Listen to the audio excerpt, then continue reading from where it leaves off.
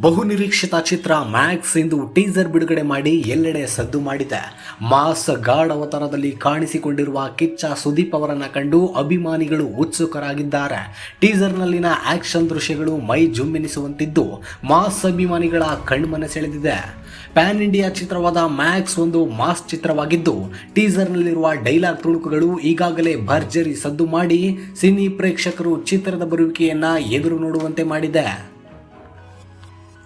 ವಿಜಯ್ ಕಾರ್ತಿಕೇಯ ನಿರ್ದೇಶನದ action thriller Max ಚಿತ್ರದಲ್ಲಿ ಅಭಿನಯ ಚಕ್ರವರ್ತಿ ಕಿಚ್ಚ ಸುದೀಪ್, ವರಲಕ್ಷ್ಮಿ ಶರತ್ ಕುಮಾರ್, ಸಂಯುಕ್ತ ಹೊರನಾಡು, ಪ್ರಮೋದ್ ಶೆಟ್ಟಿ ಮುಂತಾದವರು ಬಣ್ಣ ಹಚ್ಚಿದ್ದಾರೆ. ಚಿತ್ರಕ್ಕೆ ಅಜನೀಶ್ ಲೋಕನಾಥ್ ಸಂಗೀತ ಸಂಯೋಜನೆ ಮಾಡಿದ್ದಾರೆ.